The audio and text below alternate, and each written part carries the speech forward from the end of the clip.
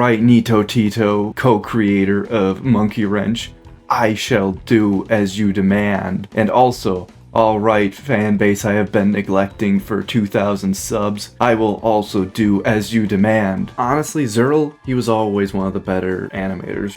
I've always been a fan of him. His stuff always looked pretty, and it's been getting prettier, more detailed, more fluid all the freaking time. And I was really excited to see his original animated series called... Does it stack up to the likes of the Has Been Hotel? Okay, I won't reference the same thing every video. Okay, maybe I will. I am a reviewer after all. Fighting it throws in your face. It's like the Star Wars sequel trilogy. I can't promise that my thumbnail's gonna be anywhere near the level of quality we have with the reviewers today. Let's begin. Enough dilly-dallying, my good boy. Monkey Wrench is quite the monkey fetch. That makes no sense, but the basic plot is marauders. They get hired for odd jobs in space. Criminals. Space government. The premise is not that unique. I'm sorry, it's a little tough to talk about this show because, once again, not very unique. The characters are alright. They have a decent dynamic. They have decent development. The jokes are... They're all right, you know. They're doing their own thing. I did like the ending of the first episode. Not gonna spoil it though. I think it was pretty predictable. But it was still at least a funny enough payoff. There's actually a surprising amount of scalies and furries in here. I don't know how to feel about that. I'm not the biggest fan. But I'm sure, you know, each to your own. I'm not sure how many people are terribly into deep-fried earthworm Jim if he swallowed a cactus but never digested one. Also, Mr. Beard, peak character design. He's got a beard. His shirt it says beard on it. This is some pretty good stuff, gotta say. I think the real reason that this just never hooked me is visually, it's good, but it's cluttered. So many different colors and aesthetics moving incongruently with each other, which makes sense for a space setting, and I feel kind of mean about this. I feel like I'm being a little jerky-durky about this. Because you should have diversity in space. You should have some, like, acid planets here, some lush planets there. You should have a lot of cyber crap going on in order to have everything go from place to place. But I don't think it's just that the aesthetics overall are kind of messy. It's just that even with each character, there's just a lot going on color-wise. I mean, I like complex designs, but I also like a defined and reined-in color palette, so when you have a group of characters, you can just kind of be like, okay, there's that one, there's a white one, there's a red one. Now, are people gonna call me a funny hypocrite because I like Funny Has-Been from the Funny Hostel, the hit indie game from Rockstar Studios? I don't really vibe with them. There's a lot of mechanical parts, and they kind of work for Mr. Beard, but other characters, when they have cybernetic enhancements, it's like they already have a lot going on. You got a muscular dino assassin lady with some realistic, colorful feathers on her head, like... That is just one description for a character, and then you have the complex metal all over it. I feel like a jerk for saying I don't like it, but I can't get into some of the visuals. Zeurel's putting his A game into it and animating everything to not only look good in stills, but have lots of motion going on for full-length episodes. Whew. Well, pray for that man.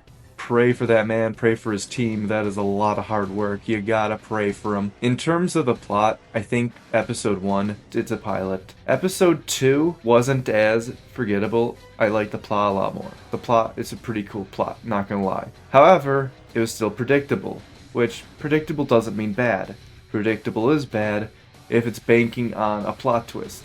The plot twist is like, oh my god, this caring, nice nanny. I told you you're done when I say you're done, and you're going to abide by that, because God knows your parents failed to raise you with any common sense. If I had a child that did the stunt you did, oh buddy, they wouldn't find them. They would not find them. That's one thing I've absolutely picked up from my old man. If you pull some stupid crap like that, they might find your body in a marsh about 100 years from now.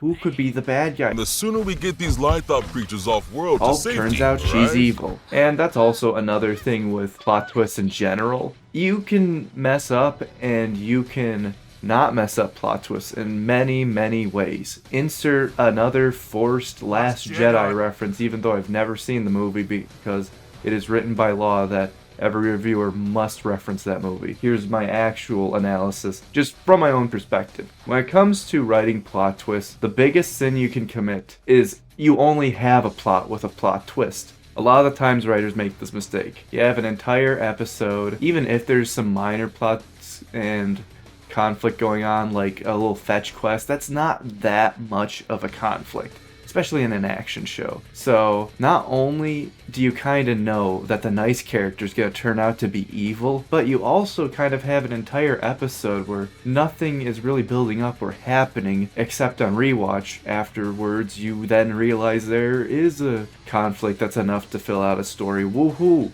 That's all fine and dandy, but what isn't fine and dandy is just having a plotless plot, which it isn't that extreme. Once again, there's a fetch quest going on, there's like some negotiation with the little bug people, and even before the genocidal crazy woman who pretended to be nice to all the kitties, turns out she hates all the kitties. You don't want that. I promise you. Just being a little mean about Star Wars makes you have nightmares and eat a literal monster stealing your tongue. I will steal your essence. Once again, like, you need a bit more. And I think that plot twists should only enhance the plot. They shouldn't be built around the plot or vice versa. It should be an addendum. It should be some spice on your already protein-filled, delectable Sigma Chad meal that you get before going to hit the gym with the bros. And then they show you a really cringy video about them getting broken up by that woman that you told them, no, she had so many red flags, and then they're like, well, I'm sexist now, and you're like, stop being stupid, why are you sexist because of one woman? Are you dumb? It's like, yes. But even without that, characters in the show are getting pretty juiced up with all the protein going on because the action goes really hard. You'll never see me dissing anything Zeurel comes out with when it comes to the action. Like, oh my god, there was this one short he made. I honestly like the style there a bit more, but the technical skill is obviously much less refined since it was like 12 years ago. And that's another big strength of Zeurel, is he kind of has everything about animation down. A lot of people have like high strengths, but they either are okay or are passable with other parts. Zeurel is fluid animation, good characters in terms of anatomy and proportions. He doesn't need to turn everyone into like Mickey Mouse. They look like people. They look anatomically correct. The expressions are still cartoony, but they don't look uncanny. They're extreme, they're intense, they work perfectly. But also, even ignoring that, the action, it goes hard. You can feel all the impact. You can see the squash and stretch on my... I'm not gonna go that far. But you get what I'm saying, right, boys?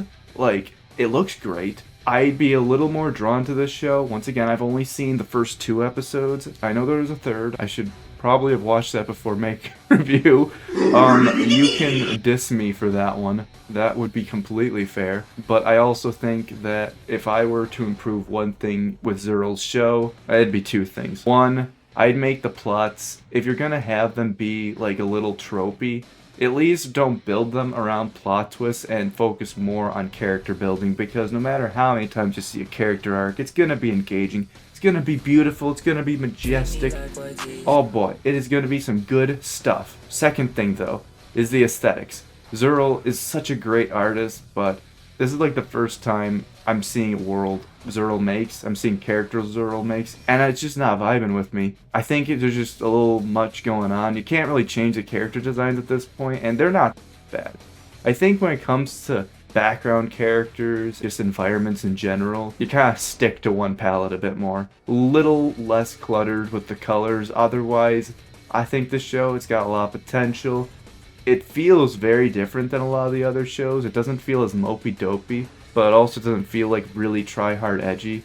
It feels like a very casual, fun show that you can just watch late at night with, like, I don't know, just some normies, you know? You don't need your little weird art group to enjoy or appreciate it. This is just something standard that general audiences could enjoy. With all of that being said, I think you general audiences should subscribe to me and share this video. Because if you like animation, you should sub to Alecations. Also, if you like the editing in this video, oh boy, I got something cooking. But also, you should buy something from me. I got some sales going on. I got some really good editing deals, my friend. Go to the suspicious looking Google Forms document.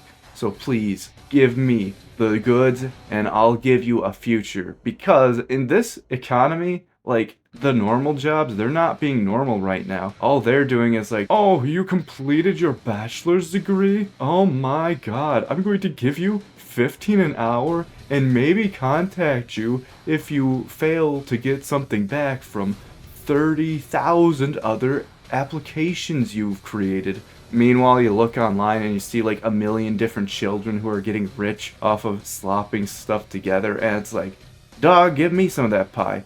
Well, here's a good chance.